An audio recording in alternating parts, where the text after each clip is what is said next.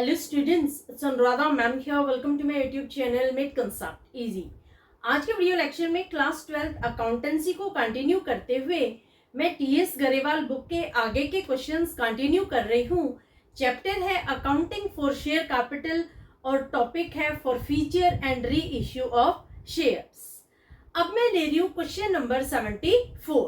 Question number 74 is Rekha holds 100 shares of ₹10 each on which she has paid ₹1 per share on application. देखो, रेखा के पास 100 shares हैं। एक share की value है 10 रुपए। कंपनी ने एप्लीकेशन पर ₹1 मंगवाया है जो रेखा ने पे कर दिया। Sunita holds 200 shares of ₹10 each on which she has paid ₹1 and 2 per share on application and allotment respectively. Sunita के पास 200 शेयर्स हैं। उसने ₹1 एप्लीकेशन का पे किया है और ₹2 अलॉटमेंट के। टीना holds 300 shares of ₹10 each and has paid ₹1 on application, 2 on allotment and 3 on first call. टीना के पास 300 शेयर्स हैं। उसने ₹1 एप्लीकेशन का दिया है, ₹2 अलॉटमेंट के और ₹3 फर्स्ट कॉल के। They all fail to pay their arrears and second call of ₹4 पर शेयर। ये सभी एरियर्स के अमाउंट पे करने में फेल हुए हैं और सेकेंड कॉल जो ₹4 की है वो इन तीनों में से किसी ने भी पे नहीं की। Shares are forfeited and subsequently reissued at ₹11 per share as fully paid up. Shares को फॉरफिट कर दिया गया और बाद में उन्हें री इश्यू किया गया ₹11 पर शेयर के हिसाब से as fully paid up. Journalise the above. देखो, ये जो क्वेश्चन है ये थोड़ा सा कॉम्प्लिकेटेड है। इस क्वेश्चन में एंट्रीज पास करने से पहले आप क्वेश्चन के कंसेप्ट को अच्छे से समझ लेंगे, तभी आप एंट्री पास कर पाएंगे। क्वेश्चन के कंसेप्ट को समझाने के लिए मैं एक टेबल बना रही हूँ। टेबल के थ्रू मैं निकालूंगी फॉरफिटेड अमाउंट और कॉल्स इन एरियर की अमाउंट। देखो, क्वेश्चन में 3 शेयर होल्डर्स के नाम गिवन है। एक है रेखा, दूसरी है सुनीता और तीसरी है टीना। रेखा के पास 100 शेयर्स हैं, सुनीता के पास 200 शेयर्स है और टीना के पास 300 शेयर्स है। ये क्वेश्चन में गिवन है। इसके साथ साथ क्वेश्चन में ये भी बताया गया है कि एक शेयर की वैल्यू है 10 रुपए। कंपनी ने कैसे इंस्टॉलमेंट पर पैसे मंगवाए हैं? देखो, 4 इंस्टॉलमेंट पर कंपनी ने पैसे मंगवाए हैं। एप्लीकेशन पर कंपनी ने मंगवाया है ₹1। अलॉटमेंट पर कंपनी ने मंगवाए हैं ₹2। फर्स्ट कॉल पर ₹3 की डिमांड की है और सेकेंड एंड फाइनल कॉल के समय कंपनी ने मंगवाए हैं ₹4। इस तरह से टोटल ₹10 कंपनी ने मंगवाए हैं 4 इंस्टॉलमेंट में। अब देखो, सबसे पहले बात करते हैं रेखा की। रेखा के पास 100 शेयर्स हैं। रेखा ने सिर्फ एप्लीकेशन का पैसा पे किया है, इसके अलावा उसने और 3 इंस्टॉलमेंट का पैसा पे नहीं किया। तो देखो, किस तरह से आप लिखेंगे। एप्लीकेशन पर ₹1 मंगवाया है तो रेखा के 100 शेयर को आप 1 से मल्टीप्लाई करेंगे तो अमाउंट आएगी ₹100 जो रेखा ने पे कर दी।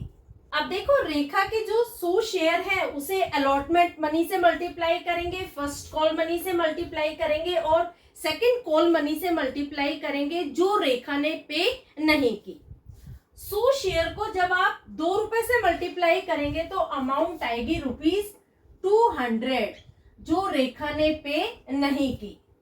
100 को आप 3 से मल्टीप्लाई करेंगे तो अमाउंट आएगी ₹300, ये भी रेखा ने पे नहीं की।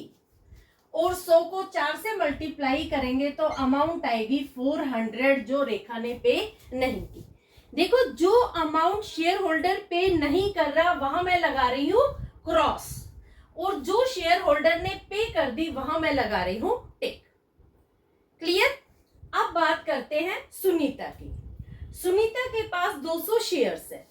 सुनीता ने एप्लीकेशन का ₹1 पे कर दिया और अलॉटमेंट के ₹2। सुनीता ने फर्स्ट कॉल के 3 और 4 रुपए पे नहीं किए।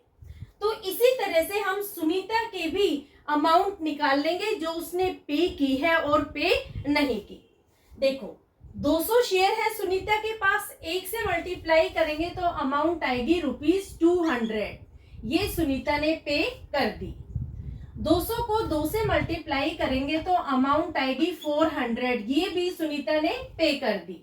200 को 3 से मल्टीप्लाई करेंगे तो अमाउंट आएगी 600, ये सुनीता ने पे नहीं की। फिर 200 को आप 4 से मल्टीप्लाई करेंगे तो अमाउंट आएगी 800, ये भी सुनीता ने पे नहीं की। समझ आ गया? अब बात करते हैं टीना की।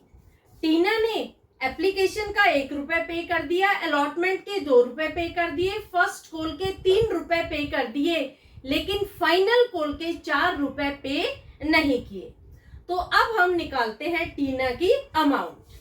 देखो 300 शेयर को 1 से मल्टीप्लाई करेंगे तो अमाउंट आएगी 300, जो टीना ने पे कर दी। 300 शेयर को 2 से मल्टीप्लाई करेंगे तो अमाउंट आएगी 600, ये भी टीना ने पे कर दी। 300 शेयर को 3 से मल्टीप्लाई करेंगे तो अमाउंट आएगी 900, ये भी टीना ने पे कर दी। 300 को 4 से मल्टीप्लाई करेंगे तो अमाउंट आएगी 1200, ये टीना ने पे नहीं की। अब देखो इस टेबल में से हम amount received and amount not received दोनों अलग अलग कर लेते हैं। कैसे हम अलग अलग करेंगे? जो टिक वाले साइन की अमाउंट है उसे एक तरफ लिख लेंगे और जो क्रॉस वाले साइन की अमाउंट है उसे हम दूसरी तरफ। कैसे लिखेंगे? पहले हम लिखते हैं अमाउंट रिसीव। अब देखो जो एप्लीकेशन का कॉलम है इसमें सारी अमाउंट टिक वाली है, सारी टिक वाली अमाउंट को हम एक साथ जोड़ लेते हैं। 100 प्लस 200 प्लस 300 कितनी हो गई? 600 रुपए। प्लस अलॉटमेंट में 2 अमाउंट टिक वाली है, 400 प्लस 600 कितने हो गए? 1000 रुपए। प्लस फर्स्ट कॉल के कॉलम में सिर्फ 900 रुपए टिक वाली अमाउंट है तो 900 लिख देते हैं, और प्लस सेकंड कॉल में एक भी अमाउंट टिक वाली नहीं है तो यहां हम लिख देंगे 0। इसका हम टोटल करेंगे तो टोटल अमाउंट आएगी 2500 रुपए। ठीक है, 2500 रुपए कंपनी ने इन तीनों शेयर होल्डर्स से रिसीव किए हैं। क्लियर? अब हम निकालते हैं अमाउंट नॉट रिसीव्ड। अब देखो एप्लीकेशन के कॉलम में सारी टिक वाली अमाउंट है, कोई भी क्रॉस वाली अमाउंट नहीं है तो यहां हम कर देंगे 0। प्लस अलॉटमेंट में सिर्फ 200 रुपए है जो क्रॉस वाली अमाउंट में है। प्लस फर्स्ट कॉल में 2 अमाउंट है, 300 प्लस 600 900 रुपए। प्लस जो सेकंड और फाइनल कॉल का कॉलम है इसमें सारी की सारी अमाउंट क्रॉस वाली है, इसे हम जोड़ लेंगे। देखो 400 प्लस 800 कितने हो गए? 1200 प्लस 1200 2400 रुपए। इनका टोटल करेंगे तो अमाउंट आएगी 3500 रुपए। यहां तक आपको क्लियर हो गया? अब देखो जो ये अमाउंट रिसीव हुई है इसे हम दिखाएंगे फॉरफिटेड शेयर अकाउंट में, और जो ये अमाउंट नोट रिसीव हुई है इसे हम दिखाएंगे कॉल सेल एरियर। तो एंट्री जब आप पास करेंगे तो विद इन सेकेंड आप एंट्री पास कर लेंगे शेयर फॉरफीचर। क्लियर? अब देखो हम फर्स्ट एंट्री पास करते हैं शेयर फॉरफीचर की। कंपनी ने तीनों शेयर होल्डर के शेयर्स को कर दिया फॉरफिट, तो पहले हम टोटल शेयर निकालेंगे कि कितने शेयर को कंपनी ने किया है फॉरफिट। देखो 100 है रेखा के शेयर्स, 200 है सुनीता के और 300 है टीना के।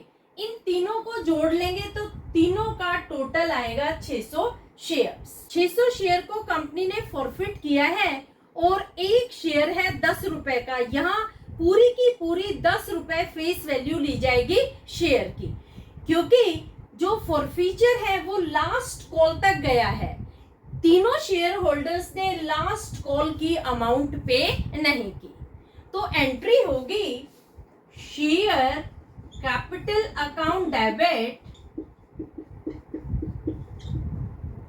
To forfeited share account to calls in arrear account.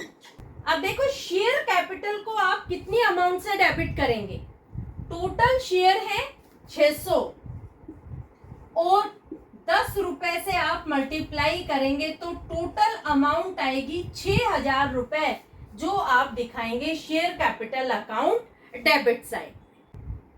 अब देखो फॉरफिटेड शेयर में कितनी अमाउंट आएगी, जितनी अमाउंट कंपनी को तीनों शेयर होल्डर से रिसीव हो गई। देखो मैंने यहाँ निकाल रखी है अमाउंट रिसीव, कितनी अमाउंट है 2500 रुपए है जो कंपनी को शेयर होल्डर से रिसीव हो गई है। तो जो अमाउंट रिसीव हो गई उसे हम दिखाएंगे फॉरफिटेड शेयर अकाउंट में। तो यहाँ हम लिखेंगे ₹2500। कॉल्स एंड एरियर्स में कितनी अमाउंट आएगी, ये अमाउंट भी मैंने कैलकुलेट कर रखी है, अमाउंट नॉट रिसीव्ड जो है ₹3500, ये शेयर होल्डर्स ने पे नहीं की। तो कॉल्स एंड एरियर्स में आप दिखाएंगे ₹3500। नरेशन होगी 600 शेयर्स फॉरफिटेड। तो इस तरह से इजीली आप फर्स्ट एंट्री पास कर लेंगे। अगर आप टेबल बना लेते हैं तो विद इन सेकेंड एंट्री पास हो जाएगी, अदरवाइज बहुत ज्यादा कंफ्यूजन होगा आपको, आप जरूर फॉरफीचर की एंट्री में मिस्टेक कमिट करेंगे। तो होपफुली आपको फर्स्ट एंट्री क्लियर हो गई होगी। अब मैं पास कर रही हूँ सेकेंड एंट्री, जब कंपनी सारे के सारे फॉरफिटेड शेयर्स को री इश्यू कर रही है 11 रुपए पर शेयर के हिसाब से as fully paid up. Fully paid up यानी 10 रुपए का शेयर है लेकिन कंपनी उन्हें री इश्यू कर रही है 11 रुपए। तो एंट्री होगी bank account debit to share capital account. Bank में कितनी अमाउंट आप डेबिट करेंगे, देखो कंपनी ने 600 शेयर को री इश्यू किया है और 11 रुपए पर शेयर के हिसाब से री इश्यू किया है, तो बैंक में अमाउंट आएगी 6600 रुपए। तो क्या 6600 रुपीज ही शेयर कैपिटल में भी क्रेडिट किए जाएंगे? नहीं। क्यों नहीं? क्योंकि जब कंपनी ने 600 शेयर्स को री इश्यू किया तो शेयर की ओरिजिनल वैल्यू पर ही री इश्यू किया था, क्योंकि क्वेश्चन में लिखा हुआ है as fully paid up. Fully paid up का मतलब होता है कि जो शेयर की ओरिजिनल वैल्यू थी वो क्रेडिट की जाएगी शेयर कैपिटल अकाउंट में। तो देखो 600 को जब आप 10 से मल्टीप्लाई करेंगे तो अमाउंट आएगी ₹6000। ये 6000 आप क्रेडिट करेंगे शेयर कैपिटल अकाउंट में और जो डिफरेंस होगा वो है सिक्योरिटीज प्रीमियम। बैंक को आप डेबिट करेंगे ₹6600 से, शेयर कैपिटल को आप क्रेडिट करेंगे ₹6000 से। दोनों का डिफरेंस कितना आ रहा है? 600 रुपए का डिफरेंस आ रहा है, यानी कंपनी को शेयर्स री इश्यू करते समय 600 रुपए का फायदा हो रहा है और जो फायदा होता है उसे हम करते हैं क्रेडिट, हम लिखते हैं सिक्योरिटीज प्रीमियम अकाउंट। तो यहाँ हम लिखेंगे to securities premium account. Difference की अमाउंट आएगी ₹600। नरेशन होगी 600 फॉरफिटेड शेयर्स री इश्यूड। दोनों एंट्री आपको समझ में आ गई। अब देखो जो थर्ड एंट्री होती है उसमें जो फॉरफिटेड शेयर की अमाउंट होती है उसे हम ट्रांसफर करते हैं कैपिटल रिजर्व। यहाँ पर जो फर्स्ट एंट्री मैंने पास की थी उसमें फॉरफिटेड शेयर की अमाउंट है ₹2500, ये मैंने यहाँ पर नोट डाउन कर दी है। तो यहाँ पर हम 2500 ये पूरी की पूरी अमाउंट ट्रांसफर कर देंगे कैपिटल रिजर्व में, क्योंकि पहली बात तो ये कि कंपनी ने सारे के सारे फॉरफिटेड शेयर्स को कर दिया री इश्यू। दूसरी बात ये कि जब कंपनी ने शेयर्स को री इश्यू किया था तो कंपनी ने कोई डिस्काउंट नहीं दिया, कंपनी को कोई भी लॉस नहीं हुआ। कंपनी ने फॉरफिटेड शेयर्स को प्रीमियम पर री इश्यू किया है। इस वजह से ये जो अमाउंट है ₹2500, ये पूरी की पूरी ट्रांसफर हो जाएगी कैपिटल रिजर्व अकाउंट में। तो थर्ड एंट्री होगी share forfeited account debit to capital reserve account. Amount आएगी ₹2500।